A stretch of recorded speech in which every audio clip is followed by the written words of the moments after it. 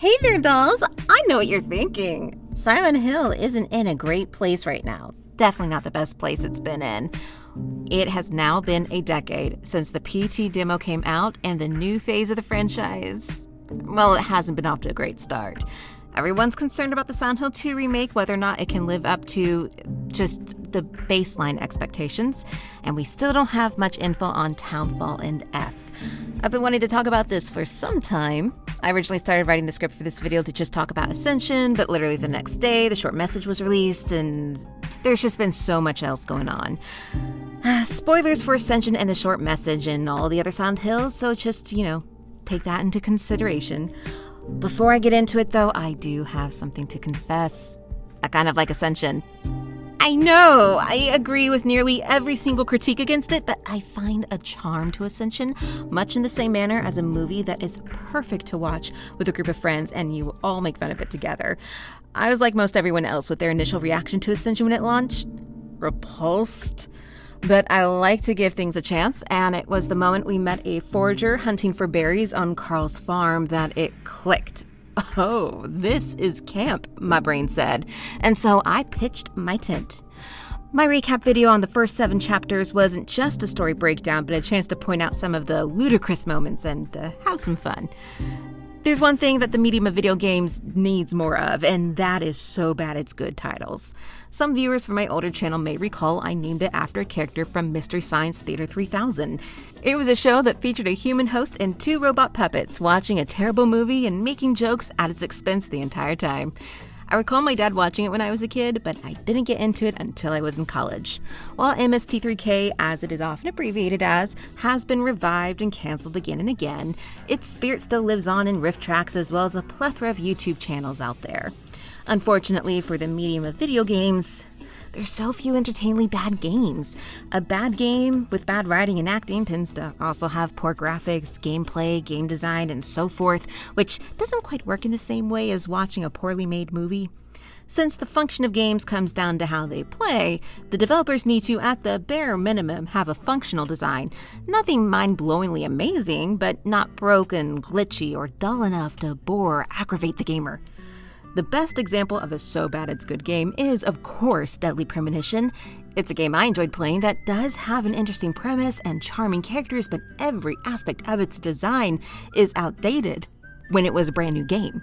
I remember a G4 writer said it was the greatest Dreamcast game to never be developed for the Dreamcast. There's a charm to Deadly Premonition that endears the player to what would otherwise be a mediocre horror game with an empty open world. Now, I won't hide that I am a longtime viewer of the original PNG tuber Ben Yahtzee Crowshaw's Zero Punctuation, now fully Ramblematic series, as well as the extra bi-weekly episodes that are akin to mini essays. In his extra punctuation on Prey 2017, he talks about how what is otherwise a great, solidly designed game winded up being forgotten in the cultural zeitgeist. If you haven't watched any of the extra punctuation or semi-ramblematic videos, please do. But to sum it up, Prey 2017 was so sanded down that there weren't any snags to hook and sink into the audience's mind. Also, there's a bad twist ending that has resulted in myself leaving Prey 2017 in my backlog. To clarify what these rough edges are, let's look at a few examples, starting with the king, Deadly Premonition. It had an intriguing premise inspired by Twin Peaks, decent voice acting and writing, but there were just so many odd design choices. You had strange moments like how York uses coffee creamer as a form of divination. FK. In the coffee. Filling your vehicle with gas at only one gas station on the entire map. Talking to what seemed to be an imaginary friend on his thoughts regarding movies, and the score where they used actual kazoos is iconic. So much so that I'm using it at this moment. Ascension, despite being nearly universally reviled, has already made some memeable contributions. Yes, I'm talking about the It's Trauma sticker. The reaction to this surprised me, because I recall seeing videos of Silent Hill fans summing up the lore with "It's trauma" months before Ascension launched. Interestingly enough, I don't see anyone acknowledge that. You would think that out of anyone, Silent Hill fans would know that we create our own hells. Konami has rightfully doubled down on the It's Trauma meme by releasing merch featuring the phrase. There's a meta nature due to Ascension's gameplay being largely community-driven, and yes, I will argue that is gameplay, that a couple of silly stickers is rather appropriate. They've added some new ones over time, a few of them being the characters reenacting Simpsons memes, among others. Hey, it's not like Silent Hill hasn't had a sense of humor about itself, even in its best titles. As someone who finds Ascension enjoyably dumb, I appreciate that the developers allow the creation of some silly stickers for the chat to use. It gives me a sense that they're aware of what they have and joining in on the laugh too. When I saw the emulator sticker that's in the thumbnail, I knew what I had to do. If you were expecting me to analyze Ascension and the short message, well, I'm not going to be doing that here. I'd rather that be its own thing.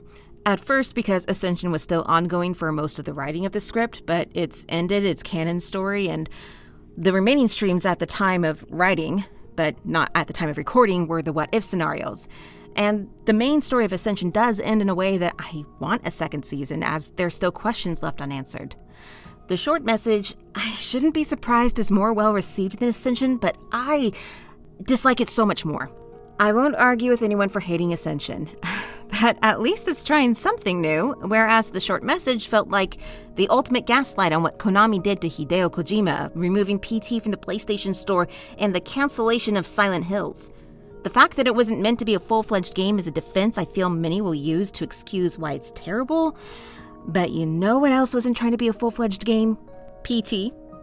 And it did a spectacular job by keeping it a simple ghost story rather than, oh, what if Silent Hill was a bit of Life is Strange meets 13 Reasons Why? The only saving grace with the short message are the graphics, the design of Sakura Head, that's its official name, which works better in Japanese than English, and Akira Yamaoka's score. Good to know Masahiro Ito and Yamaoka still got it.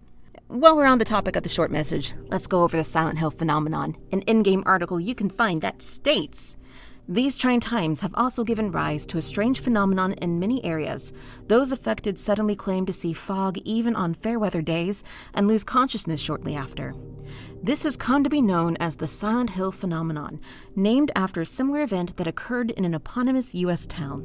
To one who is psychologically unstable, fog represents uncertainty and sensory illusions. When in a state of high stress, one's vision may become obscured or tunneled, as if one is wandering through a dense fog or mist. Societal uncertainty or apprehension about the future manifests as fog, thus blurring the lines between illusion and reality. As time goes on, we are seeing more and more cases of the Silent Hill phenomenon." Like when I stated that Nintendo develops the Zelda game they want to make, timeline be damned, this article is a means to inform the audience that Konami is softly rebooting the Silent Hill franchise.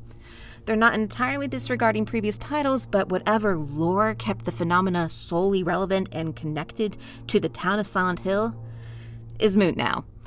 I'd argue that Silent Hill 3 and 4 were building towards future titles potentially taking place outside of the town, so it's not really retconning much. It did clear up some moments where the characters in Ascension would fall asleep to travel to the other world. It's not entirely outside previous titles either. Harry's first trip to the other world is bookended with him blacking out in a car crash and then waking up in a diner, and perhaps he's still in that car crash depending on which ending you get. Henry in Silent Hill 4 The Room also wakes up in a bed after every trip from the other world. My only disappointment is how it leaves little mystery to the surreality contained in the games, and the way it's been handled in Ascension in the short message, I'm not particularly fond of. Now, I haven't been paying too much attention to the Silent Hill discourse on purpose, but I mentioned in my Silent Hill transmission reaction video on what I think the best course of action is for the franchise.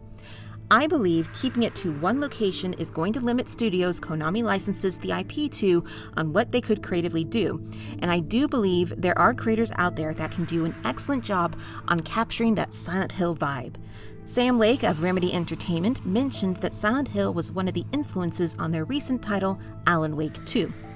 Others picked up on it prior to the director's confirmation. Thus, we have the first entries in the new phase of the Silent Hill franchise. While there are still some announced titles yet to be released, with the remake of Silent Hill 2 expected to be released soon, many fans are reasonably apprehensive about the future of the series. Now, it's agreed by both older and newer fans of the Silent Hill franchise, the series hasn't been the same since the official dissolution of Team Silent, and Konami started licensing the series out to other developers. Speculation over why the series hasn't been the same has been the discourse going on 20 years. Yeah, But when you think about it, it's not much of a mystery. The problem with Silent Hill isn't the Western developers, that it peaked early, nor is it a difference in a cultural mindset. That's the one I've seen the most speculation thrown behind, and well, the short message can put that speculation to rest. Thank you. The real reason for the decline in the franchise is that it never had a vision. The man who directed and wrote the first Silent Hill, Keiichiro Toyama, left Konami upon its completion and joined Sony Japan alongside Naomi Sato to form Team Siren, where they created the Siren series, a spiritual successor to Silent Hill. Each of the 4 games were helmed by different people, and when they eventually left Konami, it wasn't left in the hands of anyone who had any creative involvement of the previous titles. Yes, Yamaoka did continue to create music for the series up to Shattered Memories, but that was his only contribution to the post-Team Silent era. I don't know if it was even one person who supervised all the Western titles. It appeared that Konami may have just left it in the hands of whoever, and they would dictate things to the developers. Sometimes even to the detriment of the project, as was the case with Book of Memories, the last fully developed and published Silent Hill title until Ascension was released. Many of the post-Team Silent titles are rather hung up on the cult, which I don't consider as important to the franchise as everyone appears to think. After all, Silent Hill 2 is everyone's beloved, and I think the cult is mentioned if you go down one ending path that I didn't. Maybe not, I don't know. I didn't do it. But it's overall unimportant. It's mentioned in the 4th game as well, but the story would be unchanged if they never once mentioned Dahlia or the cult. It could easily just be adult sadism towards vulnerable children, and some guy trying to complete an occult ritual to summon a demon, and, well, there you have it. I blame Silent Hill 3 for this. I know this may be blasphemous to older fans, but I consider 3 to be the weakest of the Team Silent titles, mostly due to it being a safe entry in the franchise as a direct sequel to the first. Well, as much as it can be a sequel considering Toyama didn't work on it, and it cemented the cult as essential to Silent Hill. This is not me saying it's a bad game. I don't think it's a bad game. I just think it's more of the same, and there aren't that many bold decisions being made by the developers here. I'll repeat what I mentioned in one of my Shadow of the Colossus videos. Japan is a mostly a religious society that could be described broadly as more spiritual than religious. The cult and the Team Silent games, in my opinion, were critique on how religion can and is used as a justification for abuse of the most vulnerable. Alessa is a victim of her mother's faith. Claudia, being raised within the cult by her own abusive father, uses her faith as justification for the cruelty she's inflicting on the Masons as necessary to bring salvation for humanity. I've always looked at the Team Silent era as stories more about psychics than an otherworldly cosmic force they're trying to summon or that's at work here. In other words, the horror is man-made. All of the monsters in the Team Silent era come from man as psychic projections made physical. The darkness that haunts the mind, whether inflicted by others or the self, is manifested and pulls in not just the one who bears these horrors, but affects those around them as well. Yes, it's trauma indeed. So with the franchise being in the hands of a variety of people and only the music guy sticking around for a time, it's hardly surprising that the quality from game to game slipped. Today, the franchise does have one person overseeing all projects, Motoi Okamoto, and he has an impressive resume, having worked with Nintendo in the early GameCube days on games like Luigi's Mansion, Pikmin, and The Legend of Zelda: The Wind Waker. Now that there is a name to the producer of the franchise instead of a shadowy council, Silent Hill may be on a path to start making, at the very least, decent titles with some consistency. Unfortunately, it's been off to a rough start with Ascension and The Short Message. Both do a poor job with the psychological horror element that the franchise is beloved for. They're incredibly on the nose, with ghosts shouting at the main characters on how much of a piece of shit they were, and papers hurling insults just covering walls throughout The Short Message. I understand that when one is psychologically distressed, your brain can hurl insults at yourself, but the Team Silent games were able to portray that with a subtle and sophisticated maturity that is lacking from the first 2 titles of the reboot. Reasonably, players are cautious with the Silent Hill 2 remake, in large part because Bloober Team is working on it. Bloober Team is most famous for Layers of Fear, which was composed of the grave-robbed corpse of PT. They even copy-paste sequences from the lost demo into their game. However, Bloober Team has only made one game that I would quantify as really good, which was Observer, and is the least horror-themed of all their major titles. It's clear Konami wants to capitalize on the success that Capcom has received with their remakes of Resident Evil 2 and 4.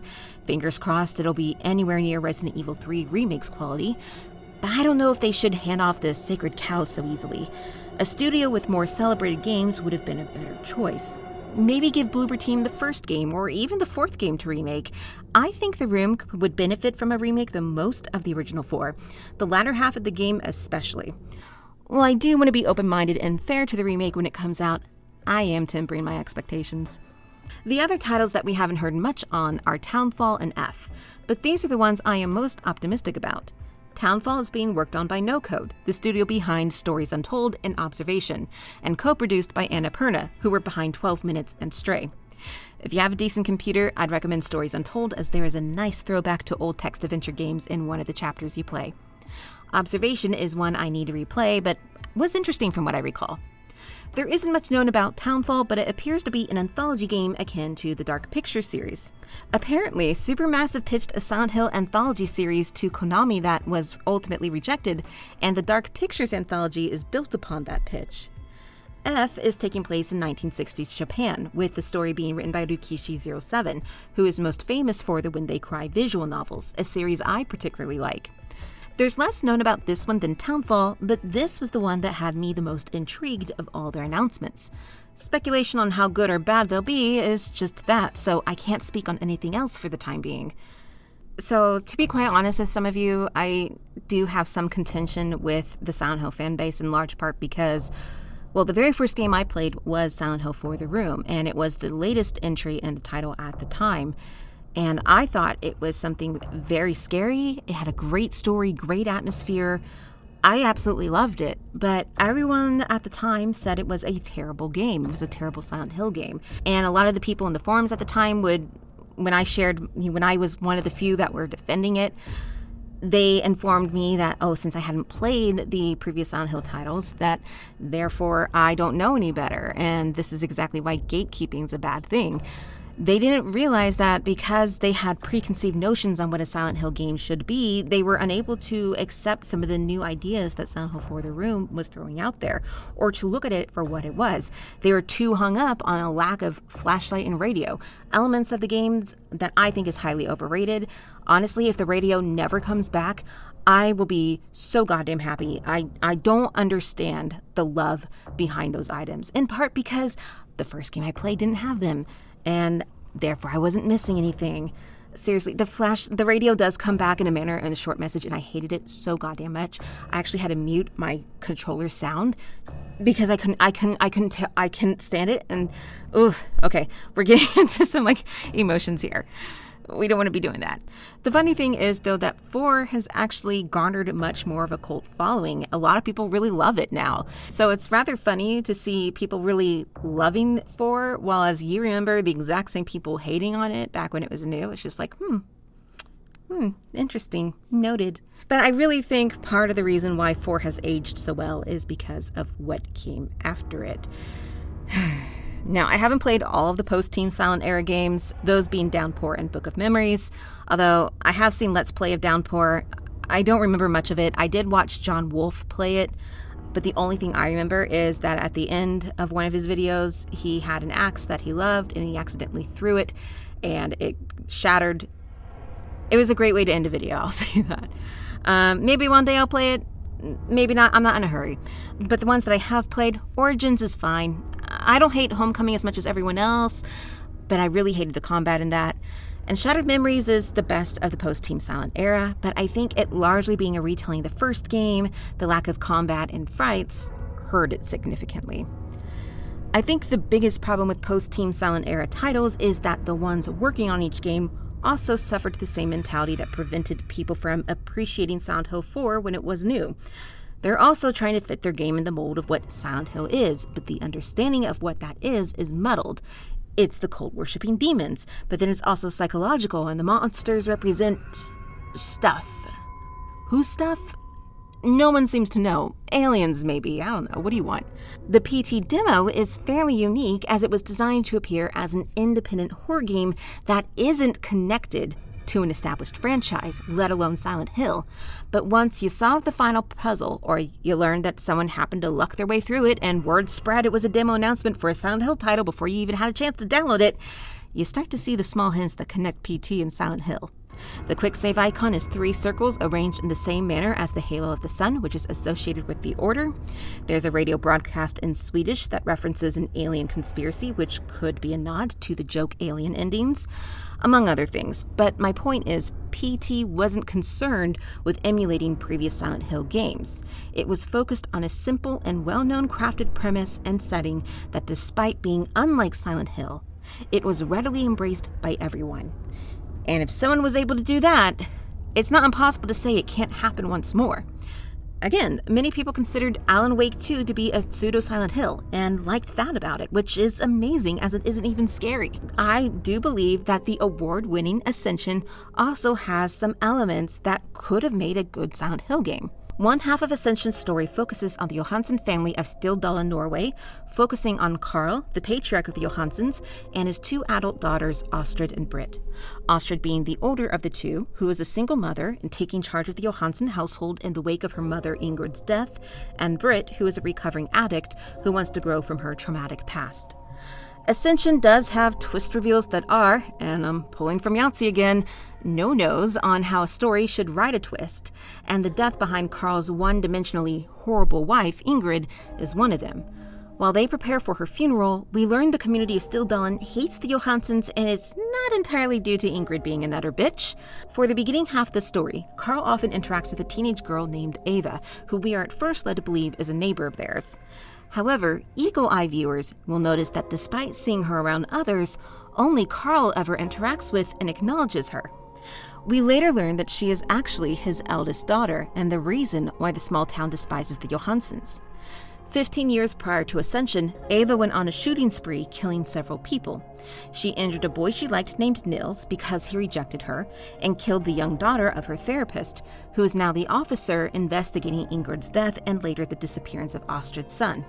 While a member of the family committing an atrocity is certainly heartbreaking, each member of the Johansen family feels responsible and blame themselves as though they also were participants in the tragedy, and one of them was. Britt was manipulated into gathering the ones who would become the victims. Carl was the one who taught Ava how to use a gun. And when Ingrid learned of what Ava did, she had Astrid gather wolfsbane and brew tea from it to poison her sister. This is a genuinely interesting premise and fitting for a Silent Hill title in my opinion. Horrible crimes happen throughout the world, but we seldom ever hear how the families of the perpetrators are affected by these tragedies. I mean, certainly they feel pain, loss, and even guilt in the aftermath. However, it just isn't developed and explored properly, as it has to share screen time with, well, you guessed it, a cult storyline. So there have been so many tech issues with me getting this video out. So many things have happened. Sony had their State of Play presentation, in which Konami also had their second Silent Hill transmission. And, might as well talk about that too. To get it out of the way, Return to Silent Hill is the name of the new movie that will be an adaptation of What Else? The second game. Christoph Gans, who directed the first one, is back after the atrocious Silent Hill revelations.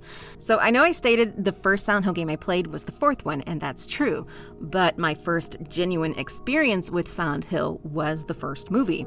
I worked at a movie theater when I was a teenager, and it was during the time when video game to film adaptations boiled down to Resident Evil and Uwe Bollschlag. Yeah, that's what game adaptations were like back then. Appreciate what you have now. Before I had the free time to watch it, I had to work and clean up the theater before the next showing, so I first saw the ending credits, a badass music video. A lot of movies at this time had interesting credit sequences. That should happen more. Eventually, I saw it, and since I hadn't played any of the games, I just judged it as a movie, and I thought it was a fairly decent horror film. I don't want to spend too much time talking about this, but I'm curious about this next movie. I do appreciate that he loves using practical effects, and I'm happy to see that coming back in the second one. The big showpiece of the transmission was more information on the Silent Hill 2 remake, and I truly do want to play it this October, which is a little over a month now, but there are a few things I'm a bit concerned with. Firstly, not too thrilled with how Maria looks. I was like a lot of people thinking she didn't look harsh enough, sorry. That was literally the first thing that came to mind, and that's kind of, it's honest. The way that she carried herself was just it was just demure. I don't mean to meme. I wrote this line before the meme, And I'm keeping it because that's how I felt and that's how I still feel about it. Although there has since been a new trailer that has come out and it does look a little better. Her behavior's a little better. Angela actually looks like a teenager now. It's really hard to tell, but in the PlayStation 2 graphics, Angela really looked about the same age as James and Maria. But now she actually looks like a teenage girl. But, there were some unflattering shots of her. No one is perfect from every angle. They did change James's appearance from the initial announcement to what we have now, which, of course, there are people thirsting over. That leads me to my next point, that I know some are not going to be thrilled with me mentioning it. The original Silent Hill 2 had fixed camera angles where we could see the character's full body, and the remake is opting more for the over-the-shoulder perspective introduced in Resident Evil 4, which frames the action in a more intense manner, and when they showcased the iconic nurse, it was visceral. The discourse is going to be such fun. I don't want to spend time speculating on what they're going to do differently in the remake, as I think that builds expectations I'll carry into my playthrough. I know that's going to be near impossible with Silent Hill 2, because, well, the very nature of it being a remake is going to draw comparisons to the original. The one thing I'm concerned with that I saw is that some of the mystery is going to be explained. Laura has a line in one of the trailers that is something along the lines of, well, Silent Hill 3. Let go! Sorry, Laura, but I can't let you just run around this place. You might get hurt. Hurt by what? Look. And I'm really not thrilled with Silent Hill 3's impact on the franchise, so you can guess what I think of this line. Yeah, we'll just leave it there. Oh, gosh, originally I was having such difficulty trying to conclude this essay because, I don't really have any solid ground to end it on. I mean, I want to encourage people to have an open mind to future releases and to not let the disappointment and pessimism to continue painting our anticipation, but it's hard for even me to do that. I can only comment as myself, but whenever I hear people speak of the franchise, they're not talking about the franchise. I mean, you're talking about Silent Hill 2, and maybe a few of the others. Fat, maybe. Well, I enjoy Silent Hill. It just isn't a property that's near and dear to my heart. I don't love it like people expect me to. I feel like people expect me to love Silent Hill, but I don't. I do like it. I like it. I appreciate it. I just don't love it. And the way that some of y'all talk about Silent Hill 2, I understand many of you think of it as art, but some of you talk of though it's more than art. It transcends art. I don't know. I don't even know. I'm stepping on something. I'm so sick and tired of hearing about Silent Hill 2 and to some extent PT whenever a new yet disappointing entry comes out. Okay, I get it. You're dressed up as Pyramid Head and you're crying about how Ascension and the short message are terrible. Yada, yada, yada. You know what? Fine. Okay, you win. Yes, they're bad. They're awful. And yet one of them won an Emmy. Get over it.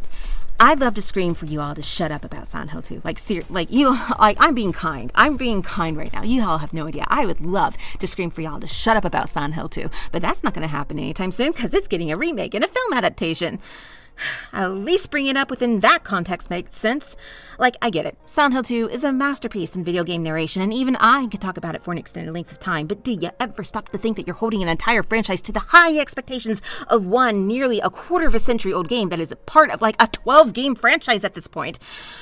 Doesn't it seem rather unfair to judge each new entry to the universally accepted best of the IP as though it should be the standard?